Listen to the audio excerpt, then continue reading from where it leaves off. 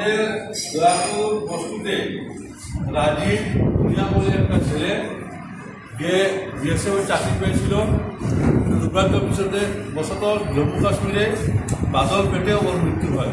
তার ডেড বডিটা গতকালকে ওর বাড়িতে দয়াপুরে আসছিল। যে আমাদের বাগানের ছেলে একটা, তার জন্য বরাক চা শ্রমিক ইউনিয়ন তার উদ্দেশ্যে 1 মিনিট মৌনতা পালন করে।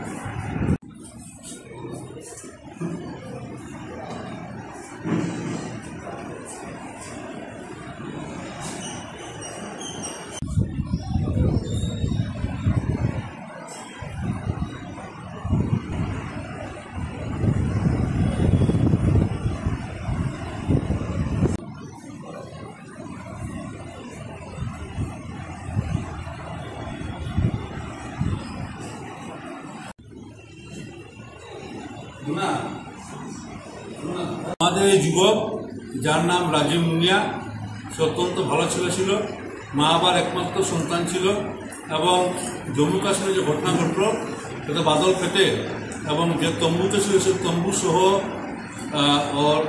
ওর নিচে ঢুকে গেছিল। সৈন্যরা সবাই মিলে তাকে অনেক কষ্ট উদ্ধার করেছে এবং রাজকীয় সম্মানে পরশুদিন উদারবন শ্মশানে তার শেষকৃত্য হয়েছে। এবং একটা শহীদ ছেলে আজকে আমাদের সমাজের মধ্যে শহীদ ছেলে, ভালো ছেলে মারা যায়। মা বাবা অত্যন্ত দুঃখ কষ্টের মধ্যে আছেন, কারণ সন্তান মাত্র একটাই ছিল। এবং এই পরিবারের উপরে আমি নিজে দেখা করেছিলাম, অনেক লোক বেশিরভাগকে হাজার হাজার লোক সেখানে ওদের বাড়িতে এবং শ্মশানে উপস্থিত ছিল। সে শহীদ হয়েছে, তার জন্য আমরা সালাম জানাই। শোক সভায় রাজীব মুনিয়ার মৃত্যুর জন্য যে আমরা শোকসভা করছি, সেই শোকসভায়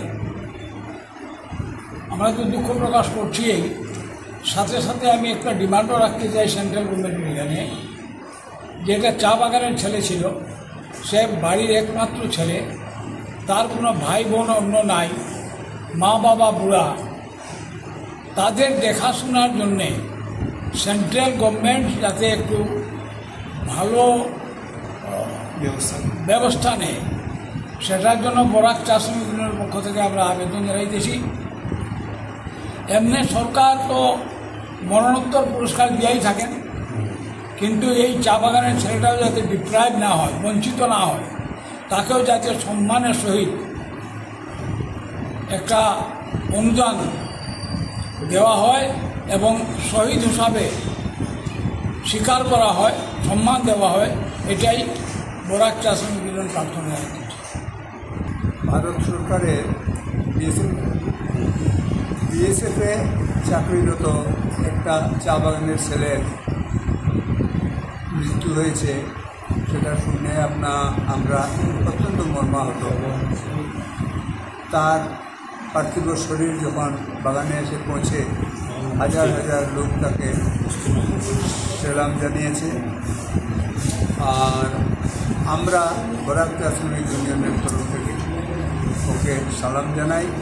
আর আমরা দাবি রাখি যে ভারত সরকারের নিয়ম তো আছেই পারিবারিক পেনশন দেওয়ার, বিশেষ করে শহীদ যারা হয় তাদের পরিবারের প্রতি বিশেষ লক্ষ্য রাখে কেন্দ্রীয় সরকার। তবুও আমাদের ইউনিয়নের তরফ থেকে আমরা চাই যে আমরাও দাবি রাখবো সরকারের কাছে, যাতে ওই পরিবারটা